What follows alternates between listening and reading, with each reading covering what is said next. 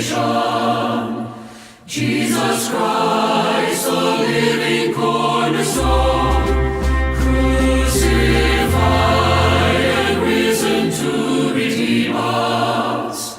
We adore and worship Him alone. 자, 오늘 우리 하나님 앞에서 같이 보실 하나님의 말씀 여호수아서 24장 14절과 15절입니다. 여호수아서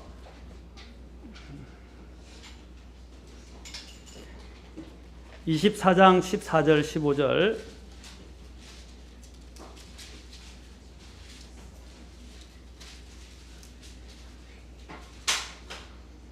자, 우리 다 함께 한 음성으로 24장 14절 15절 읽도록 하겠습니다. 자, 시작. 그러므로 이제 주를 두려워하며 성실함과 진실함으로 그분을 섬기라. 너희 조상들이 강 저편 에집트에서 섬기던 다른 신들을 제거하고 너희는 주를 섬기라. 만일 주를 섬기는 것이 너에게 나쁘게 보이거든 너희 조상들이 강 저편에서 섬기던 신들이든지 혹은 너희가 거하고 있는 땅의 아모리 족속의 신들이든지 너희가 섬길 자를 너희를 위해 이날 택하라. 그러나 나와 내 집으로 말하건대 우리는 주를 섬기겠노라 하며 기도하겠습니다. 하나님, 오늘 또한 주님께서 주신 이 말씀을 우리가 듣게 하옵시고 또 우리가 주님 앞에 더 가까이 나가고 주님 앞에 우리의 가정과 우리 자신을 세우는 특별한 시간이 되도록 성령께서 가르쳐 주시고 깨닫게 하시고 또 인도해 주옵소서. 이 말씀이 우리의 마음속에 영원히 살아서 우리를 인도하는 지침이 되기를 간절히 구하옵나이다. 주님 앞에 모든 것을 의탁하오며 존귀하신 우리 주 예수님의 존함을 받들어 기도하옵나이다. 아멘.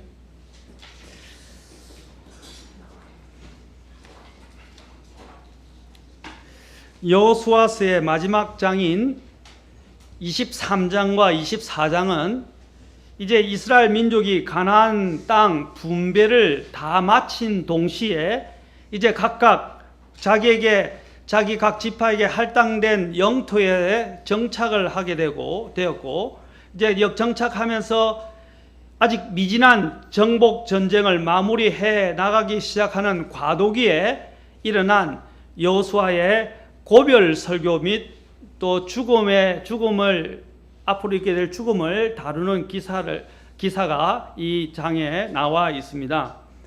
24장 1절부터 13절을 보면 하나님께서 이스라엘에게 베푸신 그 구원의 역사를 회고하는 시간이고 24장의 14절부터 18절까지는 이제 여호수아가 이제 이스라엘 백성들에게 하나님을 섬길 것을 택하는 문제에 대해서 그들에게 결단을 촉구하게 되고 백성들이 결단하는 내용이 나옵니다.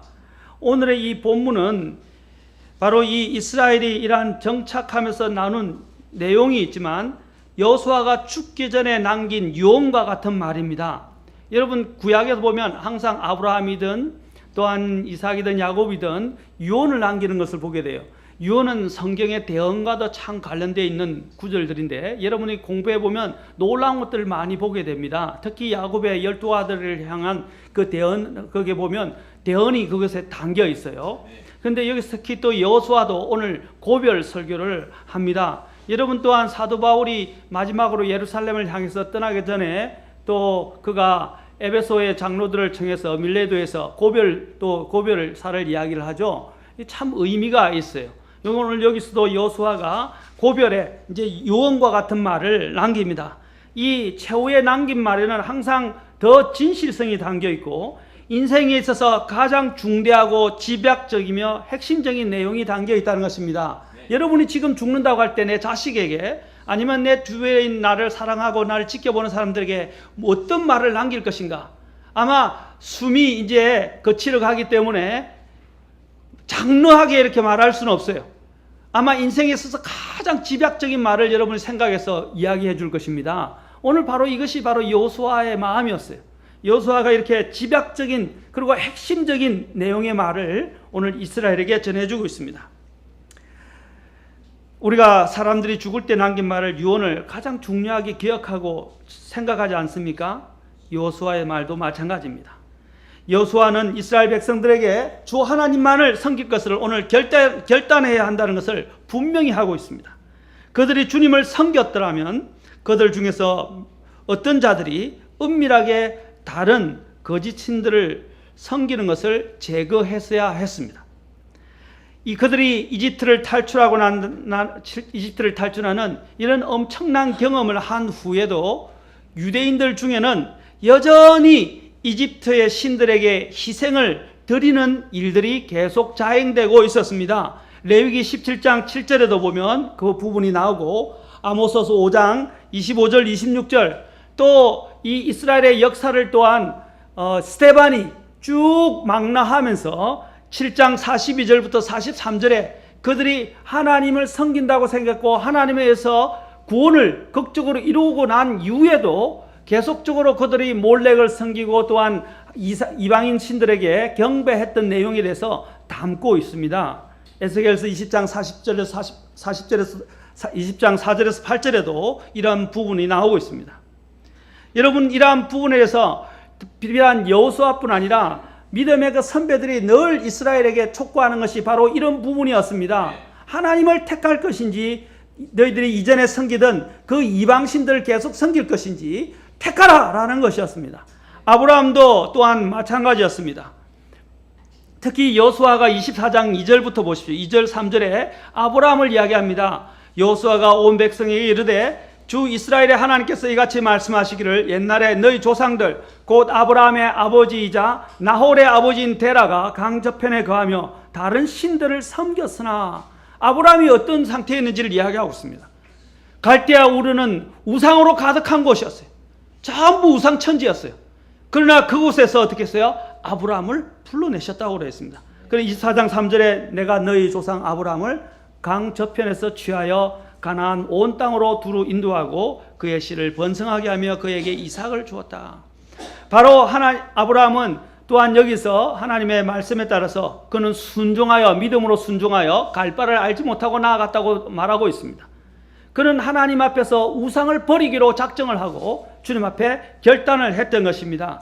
그는 자신을 인도하신 바로 자신의 그 하나님을 섬기기로 작정하고 순종했던 것입니다.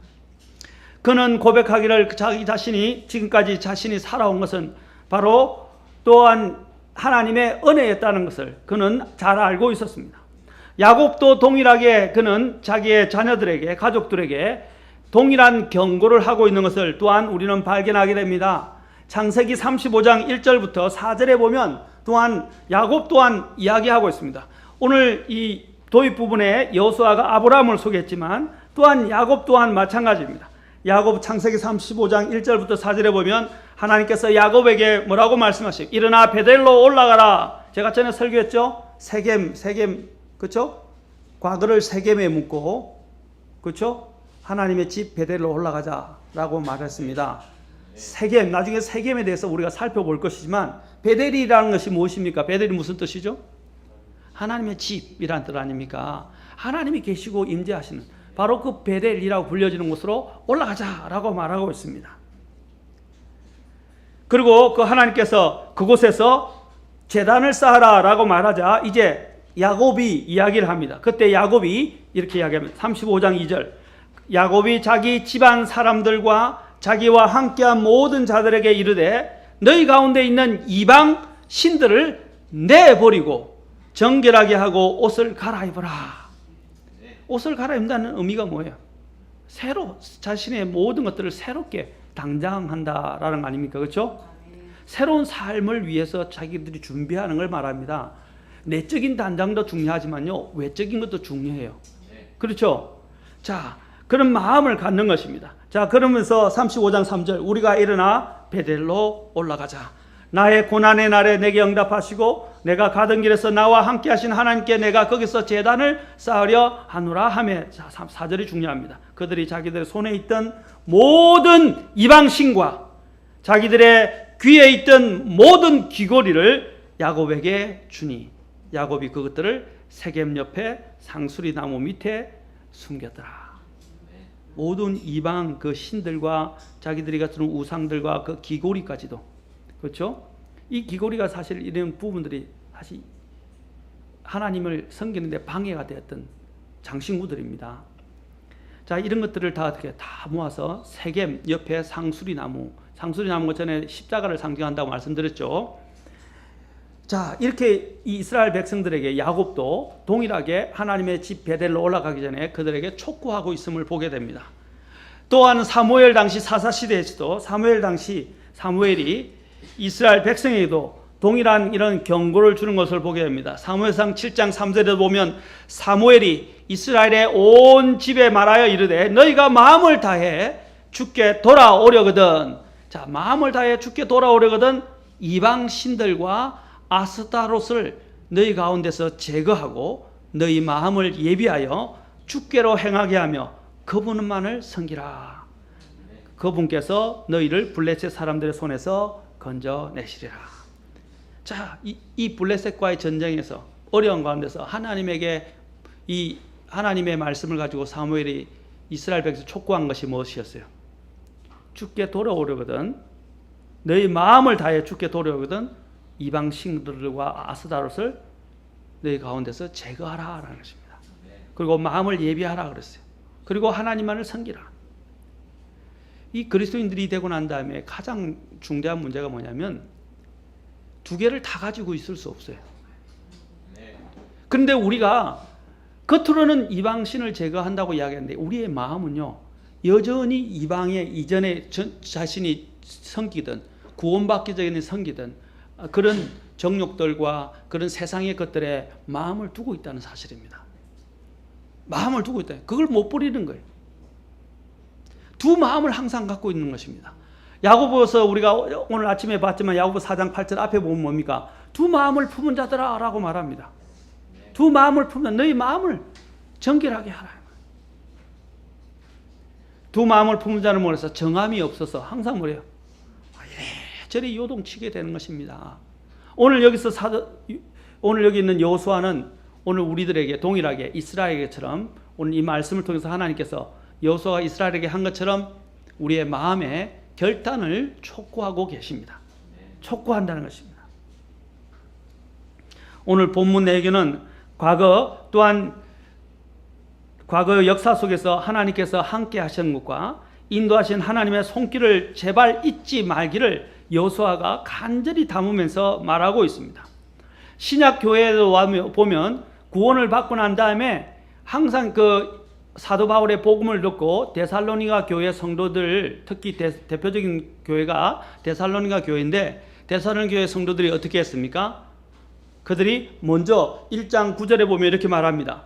너희가 어떻게 우상들을 버리고 하나님께로 돌아와 살아계시고 참되신 하나님을 섬기며 라고 말하고 있습니다. 그들이 제일 먼저 한 게 뭐예요? 우상들을 버리는 것입니다. 지난번에 제가 중국에 대해서 중국 선교와 관련해서 말씀을 드렸지만 그게 지금 제가 평신도 말씀을 전하는 분을 임시로 세웠다 그랬죠. 나이가 아까 80순이 다 돼가시는 마형제님인데 기력이 없어서 굉장히 힘들어하시지만 제가 한 명이 남아도 자신은 이 맡긴 임무를 다 하겠다고 약속을 하시더라고요. 오늘 요번에 갔는데 너무 감사했어요. 욕심도 없으시고요. 누구한테 영달을 얻으려고 하거나 영광을 받으려고 하지도 않았어요. 근데 그분이 어떤 분이냐면 참 놀라운 분이에요.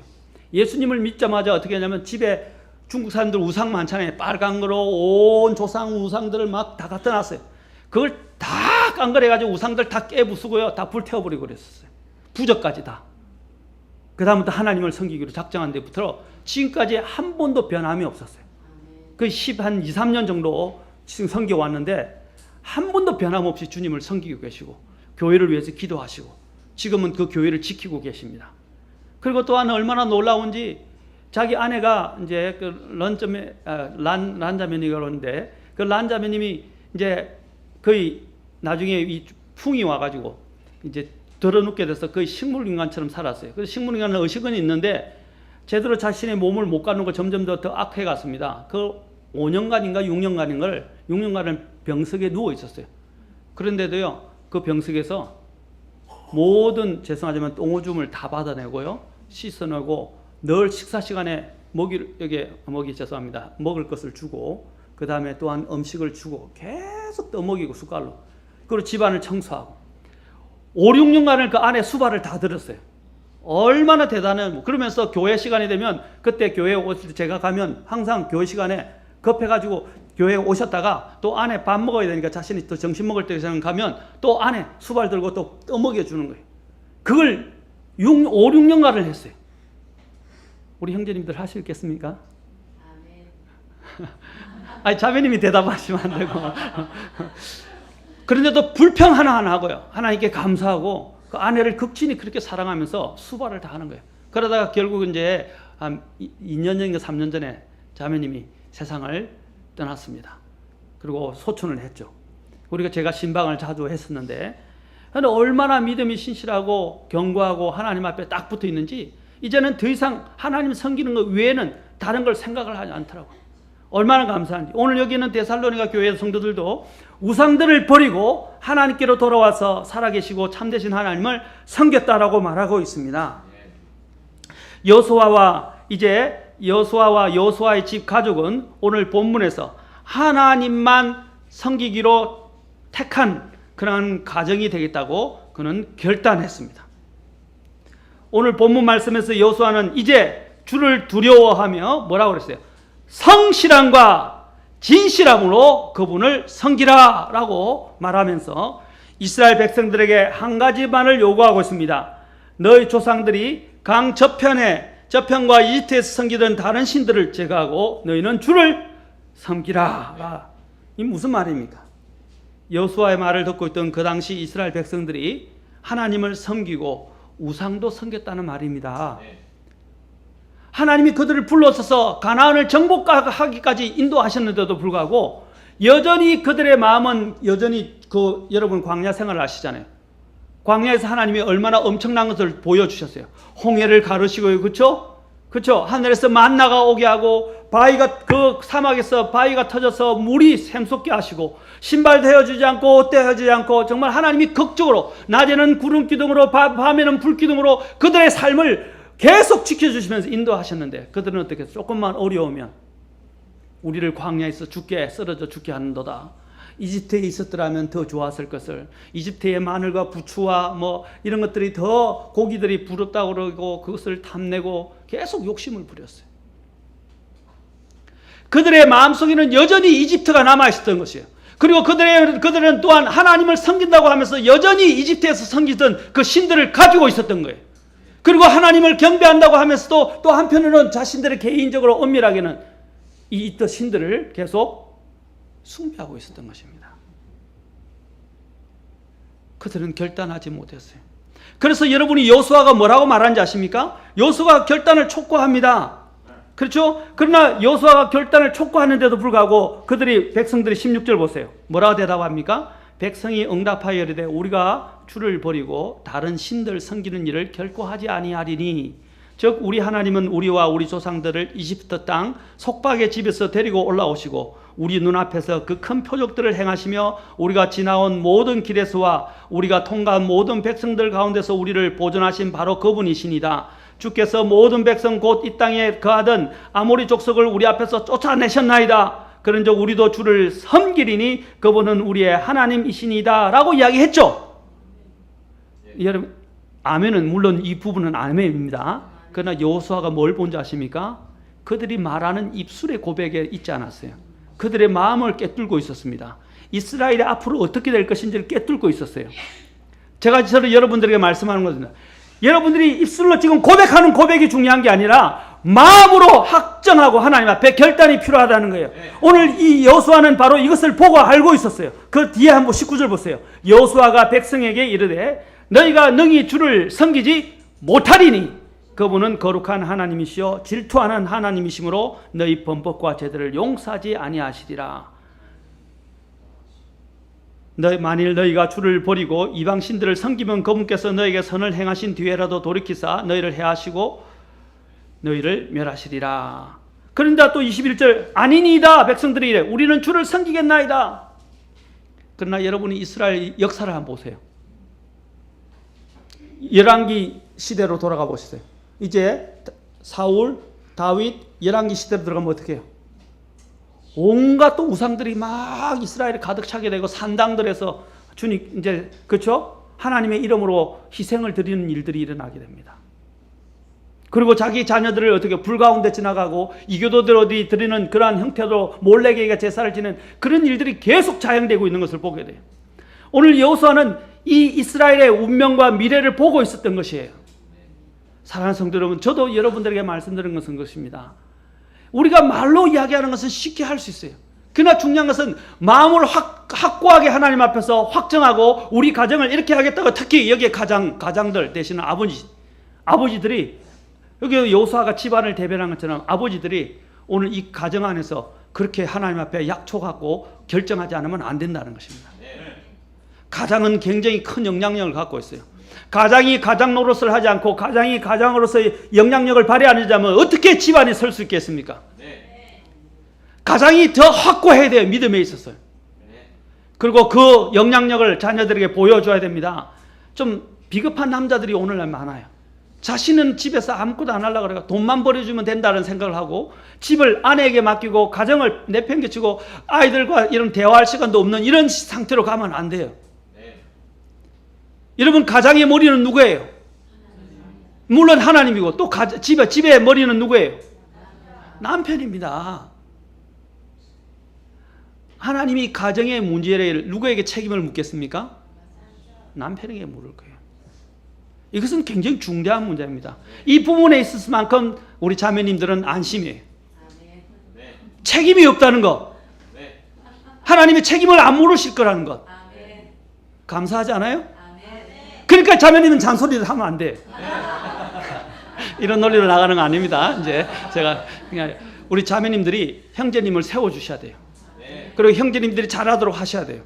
근데 형제님들이 그렇게만 요구하고 자매들에게 무조건 순종하라고만 이야기하고 성경에 순종하라고 왜 자매가 잔소리하냐고 이렇게 이야기하지 마시고요. 가장으로서의 본을 보시기 바랍니다. 아멘. 그리고 온전한 결정을 하고 우리 가정은 하나님을 섬기겠다고 이야기를 해야 돼요. 여호수아처럼. 나와 내 집으로 말하건대 뭐라고 그랬어요? 나는 주 하나님을 섬기겠다고 이야기한 것처럼. 여러분, 가장이 가장의 노릇을 해요. 남자답게 행해야 돼요. 남자답게 결정을 해야 한다는 것입니다. 오늘 여호수아의 이러한 촉구하는 것을 보세요. 이스라엘 백성들이 결코 그렇게 말만 하고 하지 못할 거라는 것을 잘 알고 있었어요. 우리도 그렇죠. 입술로는 주님 섬기겠습니다 하고 결단도 하고 말은 하지만 마음속에 한켠은 뭐예요? 내가 과연 할 수 있을까라는 생각도 하는 사람도 있지만 마음속에는 한편으로는 다른 것을 꿈꾸고 있고 다른 걸 계획하고 있고 다른 것들을 생각하고 있는 경우가 많아요. 그거는 온전한 결단이 아니에요. 오늘 여호수아가 하는 것은 뭡니까? 지금 이스라엘 백성들의 마음을 꿰뚫으면서 마음에 전적으로 하나님 앞에 온전하게 결단한 것을 촉구하고 있는 것입니다. 우리 가정들이 세워지기 위해서는 이 아버지의 영향력이 굉장히 크다는 것입니다. 그리고 우리 가정 전체가 함께 결단해야 합니다. 하나님을 섬기겠다고. 하나님은 우리의 마음의 중심을 다 알고 계세요. 마음에 다른 생각을 갖고 있고 다른 이방신들을 한켠에 두고 있는지 은밀한 곳에 이렇게 탁 숨겨놨다가 나중에 그거 살짝 혼자 몰래 꺼내 먹는 것처럼 꺼내는 것처럼 하는 건지 주님은 다 알고 계신다 이 말이에요. 그것을 우리는 완전히 다 주님 앞에서 깨끗이 청소하셔야 됩니다. 그리고 주님 앞에 마음을 돌려야 될 것입니다. 그래서 오늘 여기 있는 여호수아는 두려워하며 성실함과 진실함으로 그분을 섬기라라고 말한 것입니다. 뭐예요? 첫째는 주를 두려워하며 성실함과 진실함으로. 이 우상 숭배의 문제는 어제 오늘의 문제가 아니라 이스라엘 백성들의 열조 때부터 시작된 것입니다. 그만큼 그들의 삶에 깊게 뿌리를 잡고 있어요. 우리도 마찬가지로 우리 안에 있는 죄성, 우리가 또한 여러 가지 탐닉하는 문제. 여러분, 사도 바울이 어떤 죄를 갖고 있었다고 생각하십니까? 사도 바울은 정말 도덕적으로 인간적으로 보면 굉장히 의로운 사람이라고 자신 스스로 생각하는 사람이었어요. 누구보다 뭐라고 했어요? 열심히 있었고 그가 의로웠다고 말하고 바리새인 중에 바리새인들을 자신 있게 말합니다. 그러나 그에게 있었던 그 죄가 로마서 7장에서 나타나는데 그 죄가 뭐라고 말하고 있습니까? 그 죄는요 사실 탐심이었어요. 욕심. 이 욕심은 무서운 것입니다. 우리의 마음속에 은밀하게 꿈틀거리면서 딱 자리를 잡고 있어요. 마치 숨겨진 것처럼 숨겨져 있다가 몰래 어느 순간에 우리가 약할 때에 틈타서 나타나는 그런 죄들이 우리 안에 있다 이 말입니다. 여러분 이러한 부분까지도 주님 안에서 해결을 해야 합니다. 만약 않으면 여러분은 마치 골리앗과처럼 숨겨져 있다가 어떻게 해요? 나중에 크게 골리앗처럼 나타나서 우리 자신들을 벌벌 떨게 하고 우리를 압도하게 될 것입니다. 그 골리앗 같은 것들을 우리는 제거할 필요가 있습니다. 이러한 우리 안에 깊이 뿌리 박혀 있는 이런 우상의 우상, 뭔가에 대한 이런 탐심, 뭔가에 대한 이런 갈망하는 이런 욕심들이 우리 인간의 본성 속에, 우리 각자의 본성 속에 다 거머리처럼 달라붙어서 숨어져 있어요. 숨겨져 있어요. 마치 사자가 풀숲에서 막 엎드려서 먹이가 가까이 올 때까지 살짝 엎드려서 이렇게 하는 것처럼 가인에게 하나님께서 뭐라 그랬습니까? 죄가 너 앞에 엎드려 있느니라 그랬어요. 그렇죠? 그러나 너는 죄를 어떻게 했어요? 이기라고 하셨어요. 주님. 죄는 항상 우리 속에서 가만히 엎드려서 틈을 타서 우리를 공격할 틈을 항상 호시탐탐 노리고 있다는 것입니다. 하나님의 크신 역사를 눈으로 보고 몸으로 그들은 직접 체험했음에도 불구하고 우리가 참으로 보면 과거의 이스라엘 백성들을 보면 이해하기 어려울 정도로 그들은 우상을 계속 숭배하고 있었습니다. 이스라엘 역사는 사실 보면 우상 숭배의 역사라고 해도 과언이 아닙니다. 그만큼 그들에게 이 우상 숭배는 그들에게 털어내기가 어려운 문제였습니다. 히브리 기자가 사도 바울이 가르치고 있는 것처럼 그들은 피 흘리기까지 싸우지 않았던 것입니다. 피 흘리기까지 싸우지 않으면 어느 순간에 넘어지고 마는 것입니다. 여호수아는 이 말씀을 어디에서 전했습니까? 세겜이라는 곳에서 전했습니다. 세겜은 이스라엘의 역사 가운데서 아주 중요한 의의를 가지는 장소입니다. 제가 전에 세겜에 대해서 잠깐 이야기했지만 다시 말씀을 드리고자 합니다. 여러분들이 성경에 나올 때 지명, 인명, 이런 성경 바이블 스터디를 할 때, 성경 공부를 할 때요, 이런 사람 이름, 이것이 처음에 성경에 어디에서 나왔는지, 또 지명이 나오면 이 지명이 처음에 어디서 났는지, 이 지명이 또 성경 어느 곳곳에서 언급됐는지, 이 지명에서 있었던 어떤 사건들, 이런 것들을 공부해 보면 참 의미가 깊어요. 특히 세겜이라는 곳도 바로 그와 같은 곳입니다. 아브라함이 있었을 때도 이 세겜은 역사가 있는 유서 깊은 장소였습니다. 아브라함이 우상 숭배의 근거지였던 갈대아 우르를 떠나서 그가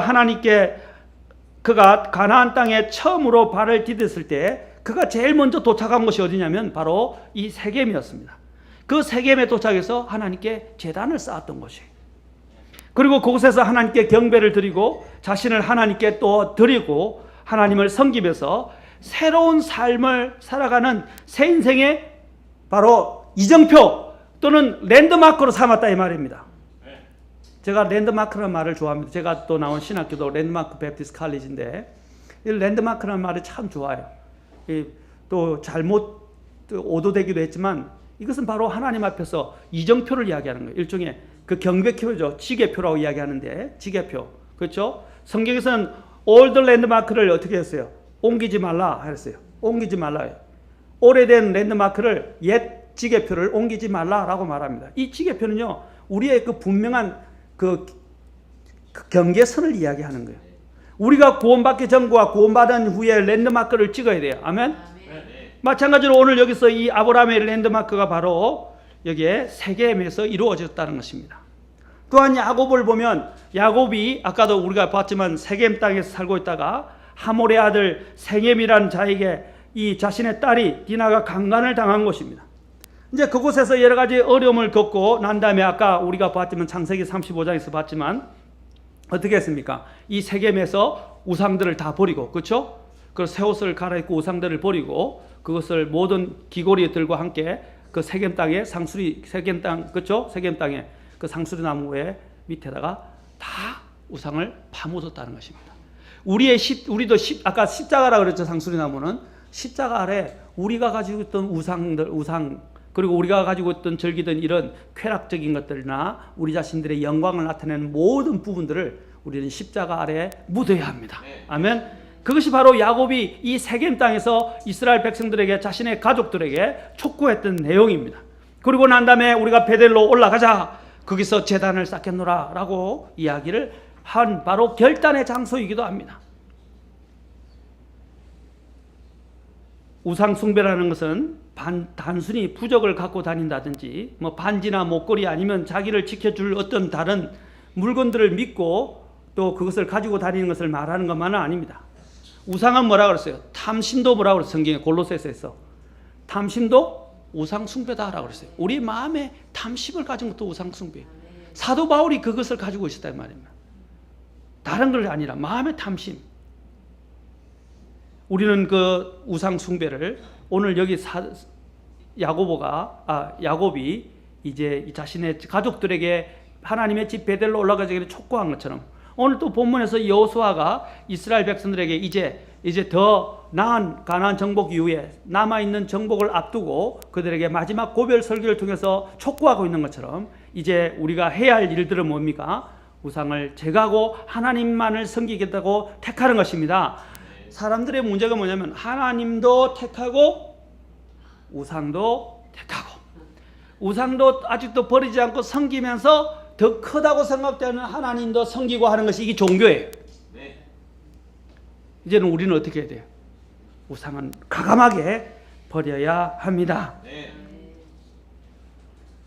여호수아는 이 세상을 떠날 날이 얼마 남지 않은 것을 예감하면서 그가 사랑했던 이 이스라엘 백성들을 이 세겜에 모아놓고 바로 마지막 설교를 하고 있다는 것입니다. 얼마나 기념비적인 장소입니까? 아브라함의 기념비적인 자기 조상들, 그 다음에 야곱이 있었던 기념비적인 장소였고, 또한 여호수아가 있어도 또한 모세와 관련해서도 마찬가지예요. 이 다 기념비적인 장소가 바로 이 세겜에서 있었던 것입니다. 이 세겜을 지나서 이스라엘 12지파는 자신들이 분배받은 땅으로 돌아가서 이제 계속적인 정복 사업을 펼쳐야 했습니다. 정복해야 할 땅은 그냥 가서 얻게 될 땅이 아니었습니다. 그 땅 사람들이 그 세계에 저항하게 되고 또한 대항하게 됩니다. 자신들의 무기보다 월등히 발전한 무기들을 갖고 있던 사람들이 가나안 족속들이었어요. 덩치도 더 큰 거인들이 그곳에 있었어요. 또 자신들보다 뛰어난 문명과 재물과 부요함을 가지고 있었던 곳이에요. 적과 꿀이 흐르는 땅이었어요. 그것을 지금까지 이스라엘 백성들은 쭉 지켜봐 왔었습니다.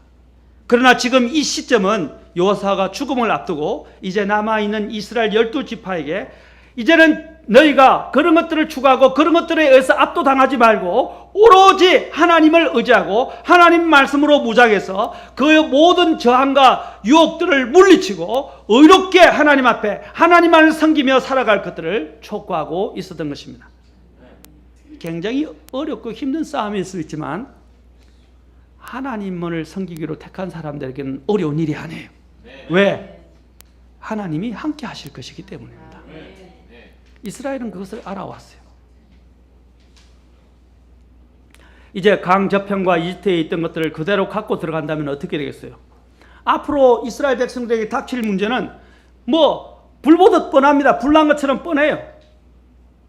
그 비극적인 결과는 눈에 선한 것입니다. 이 목회자들에게는요, 영적 직감이라는 게 하나님 주신 통찰력이 있어요. 그래서 성도들하고 상담할 때 보면요, 성도들에게 이야기합니다. 이전에도 제가 그런 일을 상담하면서 어떤 형제님에게 제가 조언을 줬어요. 형제님, 그렇게 하면, 그런 식으로 결정을 하게 되면 반드시 후회합니다. 반드시 나중에는 재앙을 당하게 될 것입니다. 근데 그 형제님 뭐라, 자신의 지금 믿음을 볼 때는 절대로 그렇지 않대요. 목사님 그렇게 하세요. 저는 믿음이 있습니다. 할 수 있습니다. 아닙니다. 형제님, 자신을 과신하지 마십시오. 제발 그러지 마세요. 근데 어떻게 했냐면 제가 말하는 대로 안 하고요, 자기 믿음을 과신한 대로 결정을 했어요. 그런데 웬걸 어떻게 된지 아십니까? 결국 세상에 빠지고요, 가정도 파탄이 나버리고요, 모든 걸 다 잃었어요. 지금 불신자처럼 살아가요. 제가 강조했어요. 형제님, 과신하면 안 됩니다. 절대로 안 됩니다. 이기는 안 되는 겁니다. 안 듣더라고요. 하나님이 주실 때, 여러분, 목회자들은 하나님이 주신 통찰력이 있어요. 저는 저를 높이려고 말하는 게 아니라 양들을 치러 가면 목자들에게 하나님이 지혜와 권능을 주십니다. 그리고 앞으로 일어날 것들, 여러분들이 부모로서 한번 보세요. 부모가 자녀들이 하는 행동을 보면 어때요? 제가 저런 식으로 행동했더니 어떤 일을 당할지, 어떤 일이 그에게 안 좋은 일이 일어날지 눈에 보여요, 안 보여요?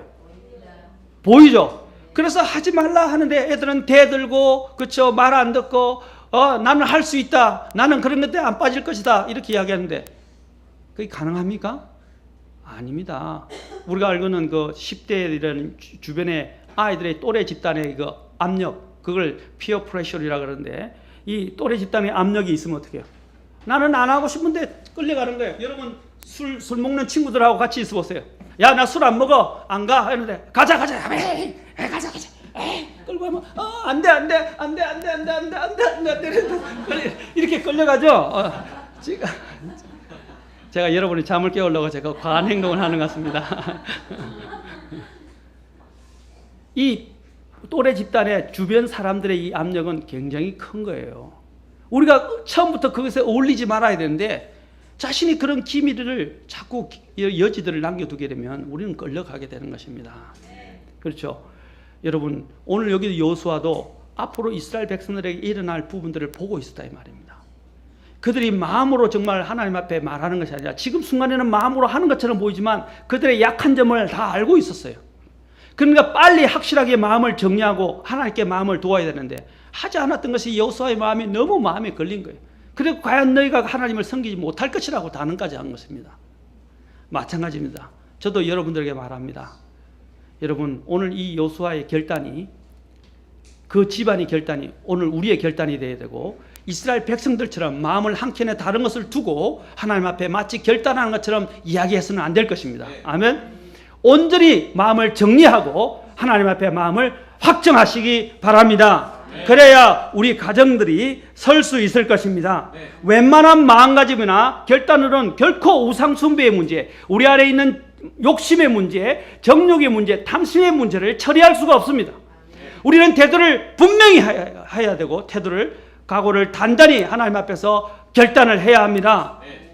그래서 주님께서는 아무도 두 주인을 섬길 수 없나니 이는 그가 이 주인을 미워하고 저 주인을 사랑하거나 혹은 이 주인을 떠받들고 저 주인을 업신여길 것이기 때문이라 라고 말했습니다.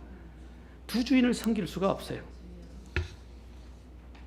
오늘 저에게 주님께서 주시는 말씀은 너희가 섬길 자를 너희를 위해 이날 택하라 라고 촉구하고 계십니다. 오늘 제가 시간이 길어지니까 오늘 마지막 그냥 바로 정리를 하겠습니다. 오늘 사랑하는 성도 여러분, 여러분들의 마음에 촉구하는 가운데서 하나님이 오늘 주신 마지막 말씀 한 구절만 더 읽고 마치도록 하겠습니다. 시편 57편 7절. 자, 우리는 결단, 주님의 도우심을 구하면서 완전히 마음을 먹고 우리의 마음을 정하지 않으면 안 됩니다. 내 안에 있는 우상숭배, 자기 만족과 자기 안일과 세상을 쫓아가려는 욕망과 이기적인 욕심을 털어내야 합니다. 죄와 피 흘리기까지 싸우려고 주님 앞에서 작정하고 계십니까? 우리 가정도 마찬가지입니다. 가정의 우상숭배, 무관심, 이기주의, 개인주의, 무책임함, 일 중독, 인터넷 중독, TV 중독, 불평 중독, 다가구 주택처럼 한 지붕 아래서 다가구처럼 각자 사는 인생들, 아빠 따로 엄마 따로 아이들 각자 따로 자신의 프라이버시를 구실로 삼아서 각자 살아가는 이런 우리의 가정들, 각자 하나님을 섬긴다고. 그러면 안 돼요. 가장을 중심으로 가장에 우리 아이들은 따라야 되고, 가장이 집안에서 영향력을 가지고 분명히 결정을 하고 인도해야 합니다. 아멘. 우리 아버지들을 이제 좀 지도력을 발휘합시다. 그리고 본을 보입시다. 그리고 먼저 우리가 결단합시다. 아멘. 아내에게 미루지 마세요. 그 얼마나 비겁한 행동이에요. 아담처럼 저 여자 때문에 내가 선악과를 먹었나이다 이렇게 하면 안 돼요. 하나님 죄송합니다, 제가 먹었나이다 이렇게 해야지. 맞습니까? 우리 자매님들은 아멘 아멘 하시네요. 오늘 자매님들의 날이에요. 자, 시편 57편 7절 같이 함께 읽겠습니다. 자, 시작. 오 하나님이여, 내 마음이 확정되고 내 마음이 확정되어 싸우니 내가 노래하고 찬양을 드리리이다. 자, 오늘 이 시편 기자가 뭐라고 말하고 두 번이나 강조해서 내 마음이 확정되고 또 내 마음이 확정되어 싸우니라고 이야기해요. 아주 단호한 결정을 이야기합니다. fixed.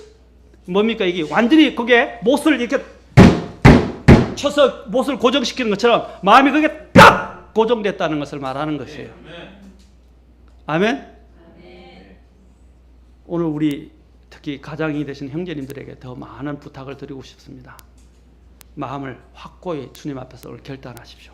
가정의 달을 특별히 맞이해서 우리 가정을 내가 정말 주님 안에 결단하고 같이 세워가고 인도하는 가정이 되겠다고 약속하지 않겠습니까? 그러면 주님께서 그를 기억하실 것입니다. 마지막 한 구절 시편 108편 1절도 나오지만 시편 112편 6절 7절만 읽고 마치겠습니다. 이거 찾는 동안에 제가 한 가지 간단한 예를 드리는데, 미국의 유명한 지도자였던 우리 존 F 케네디를 아십니다. 케네디는 그가 대통령이 당선된 후에 아이젠하워 대통령을 찾아가서 자문을 받게 되었다고 합니다. 그때 아이젠하워는 이 젊은 케네디 대통령에게 이렇게 말해 주었습니다.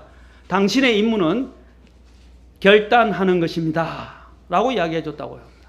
결단하는 것이다. 이 의사결정은 참 중요한 문제거든요. 사실 케네디가 올바른 결단을 함으로 인해서 그가 사실은 어떻게 됐습니까? 나중에 암살을 당한 거예요. 그렇죠? 암살을 당했던 이유가 그가 이 뒤에 있는 불미스러운 이 세력들과 함께 하지 않겠다고 딱 선언을 하면서 공식적인 그 연설을 했어요. 그 뒤에 얼마 안 돼서 암살을 당했어요. 여러분, 링컨도 마찬가지였어요. 그 뒤에 배후 세력이 일루미나티라는 존재가 있는데, 그 일루미나티들이 자금을 끌어서 나라를 정복하려 했을 때 링컨도 그들의 자금을 안 받으려고 하다가 그들에서 암살당한 거예요. 케네디도 마찬가지예요. 그것들을 폭로하려고 그랬어요. 케네디가 그 배후 세력들을. 그래서 얼마 안 돼서 바로 총 맞고 죽었는데, 그가 바로 이런 결단을 해서 그는 이런 희생을 치르게 되기까지도 했었습니다. 오늘 우리도 마찬가지입니다. 어떤 희생이 따를 수도 있고 많은 것들을 가감하게 우리가 결단했을 때 받게 될 많은 희생의 대가가 따를 수도 있어요. 그럼에도 불구하고 어떻게 합니까? 우리는 하나님이 함께 하십니다. 아멘? 네. 하나님이 도와주실 것이고 하나님이 우리를 일으켜 주실 것이에요. 네. 그래서 우리는 이 모든 부분에 모든 복의 근원이 되시고 우리를 지금까지 이렇게 은혜로 놀랍게 인도하신 하나님 앞에서 우리의 마음을 정하고 오늘 결단하시는 여러분이 되기 바랍니다. 시편 112편 6절 7절 읽고 바로 기도하겠습니다. 같이 읽겠습니다. 자, 시작. 확실히 그가 영원토록 흔들리지 아니하리니 의로운 자는 영원토록 기억되리로다. 그가 나쁜 소식을 두려워하지 아니하리니 그의 마음이 주를 신뢰함으로 확정되었도다. 그의 마음이 주를 신뢰함으로 뭐라고 그랬어요? 확정되었다. 오늘 시편 57편 7절에 있는 것처럼 오 하나님이여 내 마음이 확정되고 내 마음이 확정되었사오니 라고 오늘 주님 앞에 결단하시는 저와 여러분이 되시길 바라고, 이 확정으로 말미암아 하나님께서 여러분들을 책임지시고 또한 복 주시고 또 여러분들을 놀라운 지도력을 주시는 또한 가정으로 세워주시기를 특히 형제님들에게 부탁을 드리면서 마치겠습니다. 기도하시겠습니다.